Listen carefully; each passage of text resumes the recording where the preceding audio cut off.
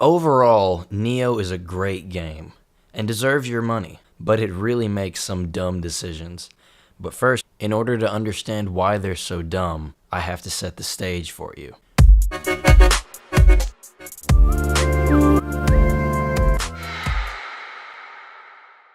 We live in an era of gaming where we are starting to see more and more amazing experimental and innovative games. Not long ago, games were typically relegated to a singular genre. Mario and Sonic were your platformers, Zelda was your go-to explore stabby stab game, Halo and Call of Duty covered the shooter front, and so on and so forth.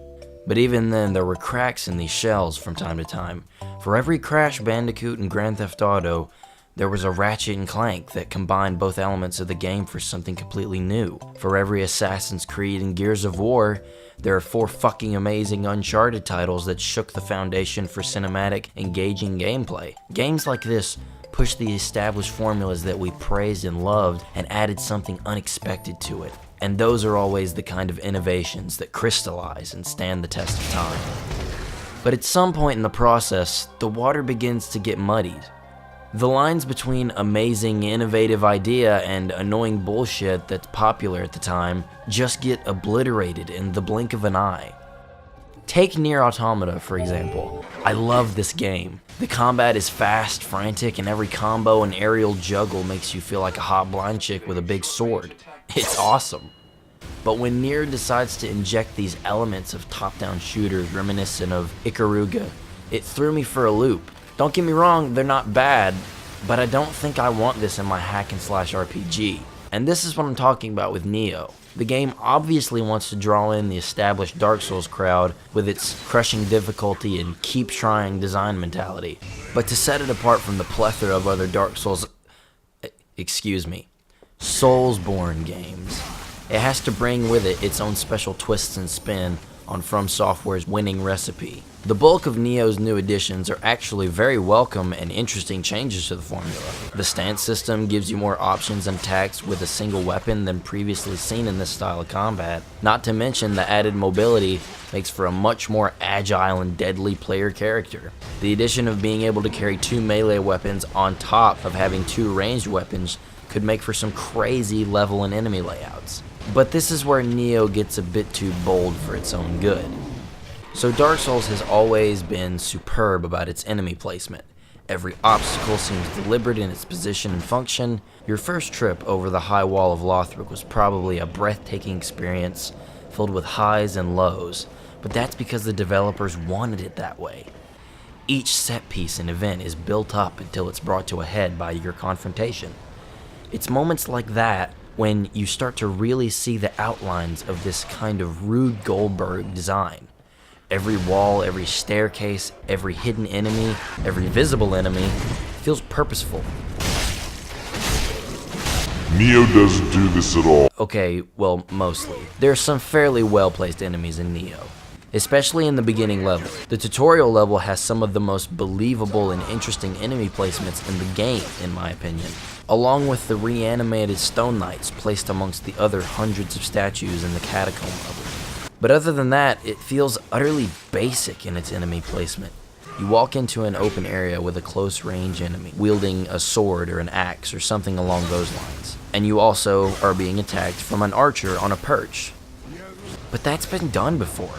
So many times, in fact. It just comes across as uninspired to me. Not to mention the lack of enemy variety. I hope you enjoy fighting humanoid archers, humanoid melee users, and larger humanoid demons with a bit more health, because that's what you'll be encountering for the majority of your adventure through Nioh. With some exceptions, and almost every boss is incredibly imaginative. But then the interface starts to rear its ugly head into the picture. So when you defeat enemies, you're given a healthy portion of randomized gear, Amarita, which is this game's version of Souls, and money. It begins throwing a lot of loot at you. Like, a lot of loot. It got to the point where I didn't even care to pick up what lesser enemies dropped after I killed them. When I do pick it up, I usually just finish a mission or two and then equip the best gear I found, if I even found any gear worth a damn, and then offer the rest of the junk for healing items and Amarita. It gets to a point where it's more annoying than rewarding to fight. And yes, there are games that do this sort of thing in a very similar fashion, but in those games, namely the Borderlands series, you can see all the stats and information for the weapon. So if you don't want it, just move on. But in Nioh, all you get is a color for its rarity and some text for the name. No other information exists besides the glowing model at your feet. In Dark Souls, when you see an item, it's exciting.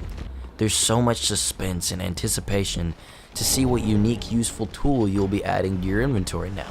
But in Nioh, it feels like you're picking up soda cans off the side of the road so you can recycle them to make $1 or $2. It's a lot of work for something that doesn't feel very rewarding. It also doesn't help that it clutters up an already odd-looking menu.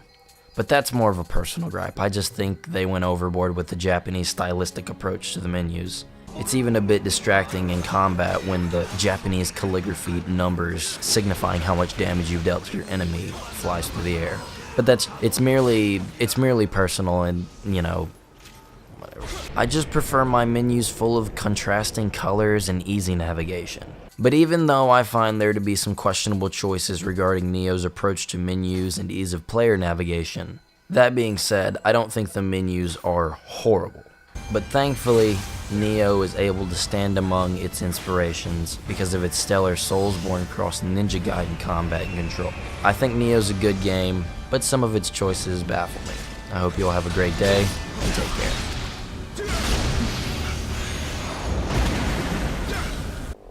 The menus can still blow me.